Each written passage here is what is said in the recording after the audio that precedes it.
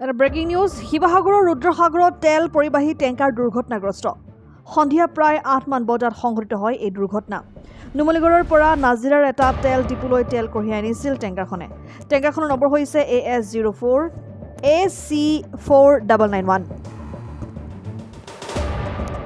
বিপৰীত দিশৰ পৰা আহি থকা এখন বাছ পাৰ কৰিবলৈ লওঁতে নিয়ন্ত্ৰণ হেৰুৱাই পথৰ কাষত টেংকাৰখন লুটি খাই পৰে বুলি মন্তব্য টেংকাৰখনৰ চালকৰ 12,000 লিটাৰ পেট্ৰল আৰু ডিজেল কঢ়িয়াই আনিছিল টেংকাৰখনৰ চালক আৰু হেণ্ডিমেনক উদ্ধাৰ কৰে স্থানীয় ৰাইজে উল্লেখযোগ্য যে পুখুৰীটো মীন পালন কৰা এটা আত্মসহায়ক গোটৰ আছিল বুলি জনা গৈছে পুনৰ জনাইছো শিৱসাগৰৰ ৰুদ্ৰসাগৰত তেল পৰিবাহী টেংকাৰ দুৰ্ঘটনাগ্ৰস্ত সন্ধিয়া প্ৰায় 8 মান বজাত সংঘটিত হয় এই দুৰ্ঘটনাটো নুমলীগড়ৰ পৰা নাজিৰাৰ এটা তেল ডিপুলৈ তেল কঢ়িয়াই আনিছিল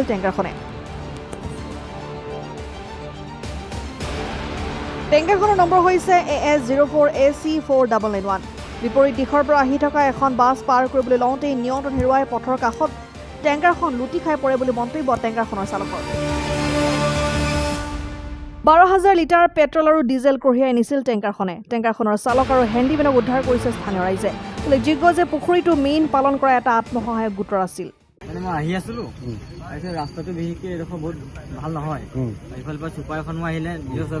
চপাৰ কাৰণে মই ধৰি লওক কণ্ট্ৰল কৰিব পৰা নাই এইখনৰ পৰা ধৰি লওক এইফালে ব্ৰেকে ধৰিব পৰা নাই ব্ৰেকে টানি লৈ গুচি আহিলে যিমান পাৰিলো ব্ৰেক মাৰিলো ব্ৰেক মাৰি জেগাটো ডাউন জেগাটো অসুবিধাৰ কাৰণে গাড়ীখন আমাৰ তাতে লুট গাড়ী ব্ৰেক মাৰিলে জোল মুলিব পাৰিছে ক'ত আহিছিলে নাজিৰা কি আছে ইয়াত ডিজেল পেট্ৰল দুটাই আছে ডিজেল পেট্ৰলো আছে তোমাৰ নামটো কি অংকুৰ দাস দুখ পাইছা নে যোনখন গাড়ী আগতে কৈছে দেখিছিলে গাড়ীখন নম্বৰ চম্বৰ কিবা আছে গাড়ীখন এতিয়া সেইটো সময়ত হেৰি কৰিব নোৱাৰিলো বাছ আছিলে নহয় তুমি অকলে আছিলে আছে দুখ নাই পোৱাতো সিমানকে পোৱা নাই অলপ চলপ লাগিছে ডিজেল ভৰ্তি আছে ডিজেল দুটাই ভৰ্তি আছে এখন নাইট চুপাৰ আৰু এখন টেংকাৰ মানে এনেকে ক্ৰছ হৈছে ক্ৰছ কৰোঁতে মানে ঘটনাটো হ'ল কি এই ৰাস্তাটো ঠেক আৰু বেয়া ইয়াৰ মানে জেগাই বহুত জেগাত মানে ববলিং হৈছে এই ৰাস্তাটো আগতে বহুবাৰ বনাইছে কিন্তু ওপৰৰ পৰা কামটো কৰি থৈ দিয়ে সেইটো কাৰণে ইয়াত আগতেও মানে বহুত ধৰণৰ এনেকুৱা মানে ঘটনা হৈছে এইখন এতিয়া টেংকাৰ হয় তেল লোড আছে অইল টেংকাৰ আছে 4টা চেম্বাৰ আছে ইয়াত 12 লিটাৰ আহি থাকোঁতে গাড়ীখন মানে তেখেতৰ মানে বেলেঞ্চ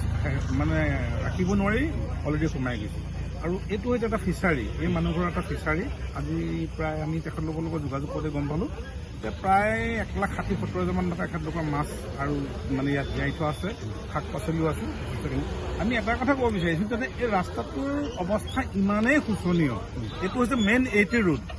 এই ৰাস্তাটোত হাজাৰ গাড়ী অহা যোৱা কৰে কিন্তু আজি পৰ্যন্ত এই ৰাস্তাটো আজিলৈকে কোনো ধৰণৰ মানে ভাল হৈ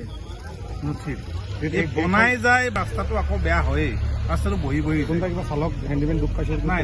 দুখ পোৱা নাই সেইটোতো ডাঙৰ এতিয়া অকণমান জুই লাগিলে ইয়াত যদি অকণমান জুই লাগিবলৈ গোটেই ভয়ংকৰ এটা গোটেই চাৰাউণ্ডিং অঞ্চলটোৰ কাৰণে এটা বহুত বিপদজনক কথা ফায়াৰ ব্ৰিগেড আহিছে ন আহিছে ফায়াৰ ব্ৰিগেড আহিছে পুলিচ আহিছে আমি খবৰ দিলোঁ তেখেতলোকত আহিছে কিন্তু আমি এতিয়া আশা কৰোঁ যাতে এখেতলোকৰ যিটো ফিচাৰী ক্ষতি হৈছে